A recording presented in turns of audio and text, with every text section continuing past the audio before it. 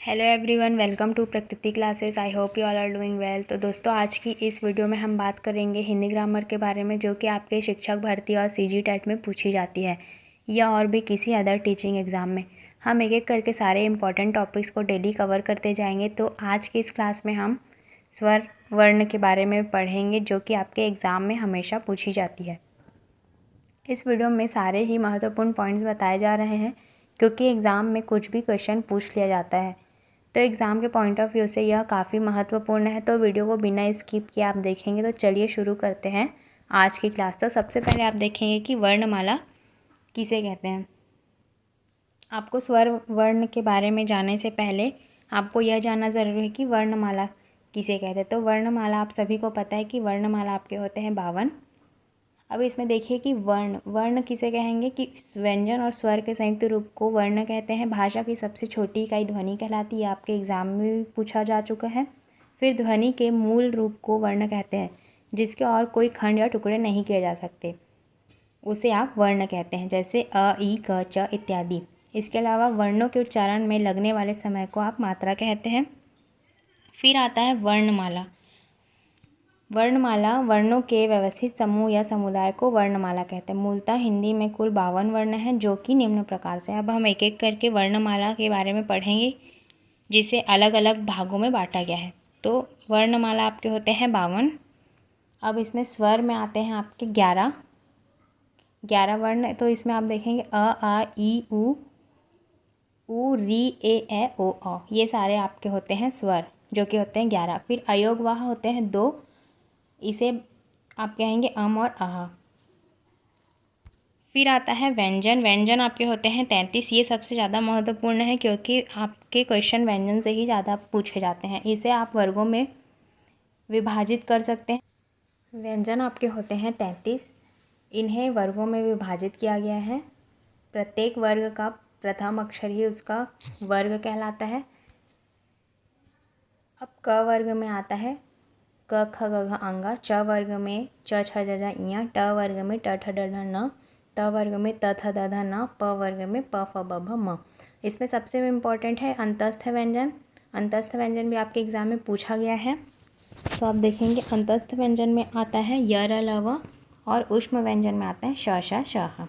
तो इसमें से आपको कोई भी अक्षर दे दिया जाएगा और आपसे पूछा जाएगा कि ये किस वर्ग से है या अंतस्थ व्यंजन किसे कहते हैं, यह पूछा जा सकता है। तो आपको सभी को याद रखना ज़रूरी है। अब आगे चलते हैं कि संयुक्त व्यंजन किसे कहते हैं। संयुक्त व्यंजन होते हैं आपके 4।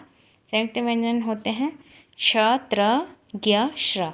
ये तो हो गए संयुक्त व्यंजन। फिर आता है उत्क्षिप्त व्यंजन। उत्क्षिप्त व्यंजन होता है 2, र और ढ। फिर स्वर वर्ण की परिभाषा ज़्यादातर नहीं पूछी जाती टीचिंग एग्ज़ाम में, लेकिन आपको पता होना चाहिए कि स्वर वर्ण की परिभाषा क्या है। तो इसकी परिभाषा है महर्षि पतंजलि के अनुसार स्वयं राजन्ते स्वरा अन्वक भवति व्यंजनमिति। ये तो हो गई इसकी परिभाषा। फिर इसमें है स्वर वह ध्वनि है जिसमें उच्चारण में हवा बाद गति से मुख विवर से निकल जाती है। स्वाश्रित वर्ण को स्वर वर्ण कहते हैं। स्वतंत्र रूप से बोले जाने वाले अर्थात ऐसे वर्ण जिनका उच्चारण किसी दूसरे की सहायता बिना होता है, स्वर कहलाते हैं। मतलब आप स्वर का उच्चारण किसी दूसरे दूसरे वर्ण की सहायता के बिना ही इसका उच्चारण कर सकते हैं, इसे स्वर कहेंगे। स्वर लघुत्तम वाग ध्वनि होता है। इसमें आगे है हिंदी में लेखन के आधार पर स्वर वर्णों की संख्या कुल 13 है, जो निम्न है अ, आ, ई, उ, री, ए, ओ, औ, अम, अह। लेखन के आधार पर आप देखें कि इसकी संख्या 13 है। तो ये तो हो गई बात स्वर वर्ण की। अब आगे देखिए इसकी विशेषताओं के बारे में। इसकी विशेषताएं निम्न प्रकार से हैं। सबसे पहले आप देखेंगे कि स्वर अक्षरिक होते हैं, अर्थात स्वर के द्वारा अक्षरों का निर्माण होता है। निकलने वाले वायु में किसी भी प्रकार का संघर्ष या अवरोध नहीं होता। आप आसानी से उसका उच्चारण कर सकते हैं। इसका उच्चारण देर तक किया जा सकता है। स्वरों का उच्चारण बिना किसी सहायता के स्वतंत्र रूप से किया जाता है। उच्चारण में मुख विवर में अनुगुंज पैदा होती। ये सारी हो गई स्वर ध्वनि की विशेषताएं। अब आप आगे देखेंगे इसमें स्वरों के कुछ प्रकार हैं, जिन्हें आप एक एक करके देखेंगे। तो सबसे पहला होता है ह्रस्व स्वर। ह्रस्व स्वर को ही आप मूल स्वर भी कहते हैं। ये होते हैं कुल 4। इसमें आते हैं अ, ई, उ और री।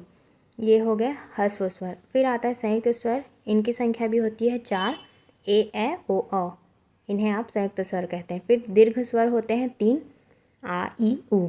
इन्हें आप दीर्घ स्वर कहेंगे। फिर आता है मौखिक स्वर।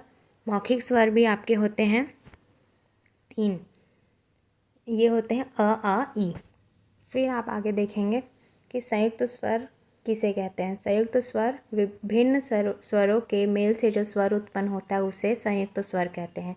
जो विभिन्न विभिन्न स्वरों के मेल से जो एक स्वर उत्पन्न होता है उसे आप संयुक्त स्वर कहते हैं। अयोगवाह में अम और आह को अयोगवाह कहा जाता है, क्योंकि यह ना तो पूर्णतः स्वर होते हैं और ना ही पूर्णतः व्यंजन।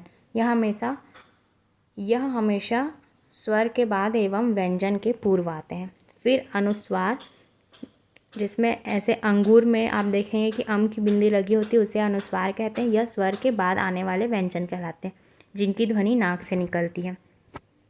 फिर आगे आता है अनुनासिक वर्ण। अनुनासिक वर्ण कहते हैं जैसे चांद में जो ऐसे मात्रा लगी होती है उसे आप अनुनासिक वर्ण कहते हैं। ऐसे स्वर जिनका उच्चारण नाक और मुंह दोनों से होता है तथा उच्चारण में लघुता रहती है, जैसे हो गया चांद और आंगन। अब आगे देखेंगे कि विसर्ग। विसर्ग कहा जाता है किसी भी अनुस्वार की भांति स्वर के बाद आता है तथा उच्चारण में ह की तरह होता है। इसका उच्चारण ह की तरह होता है। यह कंठ वर्ग के अधीन आता है, जैसे अतः, स्वतः, दुख, प्रातः। ये तो हो गई विसर्ग की बात। अब आगे देखिए अनुनासिक वर्ण। अनुनासिक वर्ण किसे कहेंगे। अनुनासिक वर्ण कहते हैं इनके उच्चारण में वायु ध्वनि मुख के साथ साथ नाक से भी निकलती है, जैसे अंग, इया, च, न, म। ये सारे होते हैं अनुनासिक वर्ण। फिर आता है स्वरों का वर्गीकरण। ये सबसे इम्पॉर्टेंट है, स्वरों का वर्गीकरण। आप एक एक करके इन्हें देखेंगे। सबसे पहले आता है मात्रा उच्चारण के स्थान पर। इसमें सबसे पहले आता है ह्रस्व स्वर। ह्रस्व स्वर के बारे में आप देखेंगे, इसे लघु स्वर भी कहते हैं। ह्रस्व स्वर को आप मूल स्वर, लघु स्वर, ये सारी चीज़ें कहते हैं। फिर इनके उच्चारण में कम समय लगता है, एक मात्रा का समय लगता है। एक मात्रिक या मूल स्वर भी कहते हैं। अ, ई, उ, दी, ये सारे होते हैं आपके ह्रस्व स्वर। फिर आता है दीर्घ स्वर। दीर्घ स्वर, इनके उच्चारण में ह्रस्व से दुगुना समय लगता है, 2 मात्रा का समय लगता है। इसे इसीलिए द्विमात्रिक स्वर कहते हैं। आ, ई, उ, ए, ओ, अ, ये सारे होते हैं आपके दीर्घ स्वर। फिर आता है पलुत स्वर। इनके उच्चारण में ह्रस्व से तिगुना समय लगता है, 3 मात्रा का समय लगता है, इसलिए इसे त्रिमात्रिक स्वर कहते हैं, जैसे राम। ये तो हो गई पलुत स्वर की बात। इसके अलावा जीभ के प्रयोग के आधार पर, जीभ के प्रयोग के आधार पर होते हैं 3 स्वर, जिन्हें आप एक एक करके देखिए। सबसे पहले होता है अग्र स्वर। जिन स्वरों के उच्चारण में जीभ का अग्रभाग काम करता है, जैसे ई, ए, ये होते हैं अग्र स्वर। आप स्वयं इनका उच्चारण करके देखिए, आपको समझ में आ जाएगा कि कौन से स्वर की ध्वनि कहाँ से निकल रही है। फिर आता है दूसरा मध्य स्वर या केंद्रीय स्वर। जिन स्वरों के उच्चारण में जीभ का मध्य भाग काम करता है, देखिए अग्रभाग काम करता है अग्र स्वर में, और मध्य स्वर में जीभ का मध्य भाग काम करता है, और पश्च स्वर में पीछे का भाग काम करता है जीभ का। इसमें आता है आ, उ, ओ, औ। फिर आगे देखिए मुख द्वार के खुलने के आधार पर। ये भी आपके एग्ज़ाम के पॉइंट ऑफ व्यू से काफ़ी महत्वपूर्ण है, जिन्हें आप एक एक करके देखिए। सबसे पहला होता है विवृत, ओपन। जिन स्वरों के उच्चारण में मुख द्वार पूरा खुलता है, जैसे आ, इसे आप विवृत कहेंगे। अर्धविवृत, जिन स्वरों के उच्चारण में मुख द्वार आधा खुलता है, जैसे आ, ए, ओ। विवृत में आपका मुख द्वार पूरा खुलेगा, जैसे आ, और अर्धविवृत में मुख द्वार आधा खुलता है, इसमें आ, ए, ओ। आप स्वयं उच्चारण करके देखिए। फिर आता है अर्धसंवृत, इसे हाफ क्लोज कहते हैं। जिन स्वरों के उच्चारण में मुख द्वार आधा बंद रहता है, ए, ओ। फिर आता है संवृत, जिन स्वरों के उच्चारण में मुख द्वार लगभग पूर्णतः बंद होता है, जैसे ई, उ। ये तो हो गई बात मुख द्वार के खुलने के आधार पर। अब देखिए होठों की स्थिति के आधार पर। इसमें पहला होता है अवृतमुखी। जिन स्वरों के उच्चारण में होठ वृत्तमुखी या गोलाकार नहीं होते, अ, आ, ई, ए। इसमें आपके होठ गोलाकार नहीं होंगे, इसीलिए इसे अवृतमुखी कहते हैं। फिर इसके बाद आता है लास्ट पॉइंट वृत्तमुखी। इसमें आपके होठ वृत्तमुखी या गोलाकार होंगे, जैसे उ ओ, इसे आप कहेंगे वृत्तमुखी।